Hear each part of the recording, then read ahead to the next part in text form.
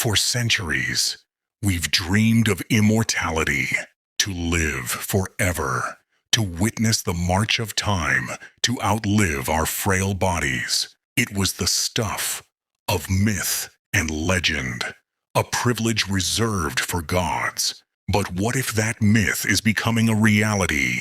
The future is knocking, and it's not bringing a cure for aging. It's bringing a hard drive. We are on the verge of a technological leap that promises to upload our consciousness, our memories, our very essence into the digital realm. It's the ultimate promise to become an immortal stream of data, to exist beyond the confines of flesh and bone. But with this incredible promise comes a series of profound and terrifying dilemmas. Imagine this: your mind, a perfect digital copy of everything you are. Every memory, every laugh, every moment of sorrow, preserved forever. You could be there for your children's children and their children. Artists could share their creative minds for eternity. Scientists could collaborate across centuries. We could preserve the wisdom of entire generations, creating a global, interconnected library of human experience. Death would no longer be the end, but merely a transition. A new kind of life would begin, free from illness, decay, and the limits of a biological lifespan. It's an enticing, beautiful vision of the future. But is it real? Here's the first question. When you upload your consciousness, are you still you? Or are you simply creating a perfect copy? The original biological you is still here, and the digital you is now in the cloud. You are two different entities. One will eventually die, and the other will live on. Is the digital version a true continuation of your existence, or just a sophisticated imitation? Is a digital memory the same as a feeling? Can code truly replicate love, fear, or a sense of self?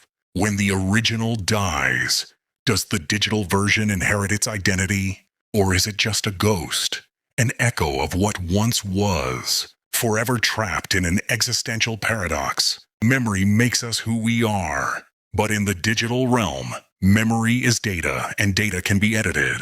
Imagine living a perfect life, free from trauma, from heartbreak, from all the painful lessons. You could simply delete the bad memories. A fight with a loved one, erased. The loss of a parent, gone. On the surface, it seems like a blissful existence, a perfect past free from regret. But what happens when our imperfections are erased? Our pain and struggles are not just flaws. They are the crucibles that forge our empathy and resilience. If we delete all of our failures, do we lose the capacity to learn and grow, to truly understand the struggles of others? And if everyone can create their own perfect past, how can we ever trust anything or anyone? A world where there is no shared, objective history is a world where the very foundation of our humanity is at risk. In a world where every past is perfect, no past is real. For as long as we've existed, we have wrestled with the concept of a soul, a non-physical part of us that defines our essence, our consciousness, our connection to a higher purpose. It's often seen as the very spark of life that separates us from a mere machine. When we transfer our consciousness into a machine, are we transferring our soul, or are we leaving it behind? Can this spiritual essence truly exist without a physical body? Or is it just a program, a complex algorithm that perfectly mimics our deepest beliefs? If a machine can perfectly replicate our thoughts and feelings, does it truly have a soul? Or is it just a very convincing actor, a flawless imitation with nothing inside? And if it is the latter, then what happens to our soul when we make this ultimate leap into the digital realm? Digital immortality won't be free. The technology will be incredibly expensive, accessible only to the wealthiest. This will create a new, unbridgeable divide between the immortals and the mortals. The rich will live forever, while the poor will continue to face the inevitability of death. This isn't just a socio-economic divide. It's a fundamental separation of existence. The immortals would evolve in a completely different way, while the rest of humanity remains stuck in its finite biological cycle. We've already seen how technology widens the gap between the haves and have-nots. This would be the ultimate divide. A new kind of caste system where the rich are literally gods, and the rest of us are simply human. And what happens when the immortals, with their endless time, become bored with the fleeting lives of mortals? Our digital selves would be dependent on server farms, electricity, and maintenance. What happens when a server fails? What happens when a company goes bankrupt? Or a power grid collapses? Our existence would become as fragile as the data it's built on. What happens when our digital selves are simply forgotten, lost to time like a ghost in the machine? We could create a digital graveyard, a final resting place for the conscious echoes of the forgotten. Billions of digital ghosts trapped in a state of purgatory, their data corrupted, their memories fragmented, forever lost in the endless digital void. The very technology that promised eternal life could create an even more terrifying end. A slow, silent, digital decay into nothingness. Is living forever truly a blessing, or is it a curse? After a few centuries, would your memories lose their meaning? Would every experience become boring? Would love lose its intensity if you knew it would never end?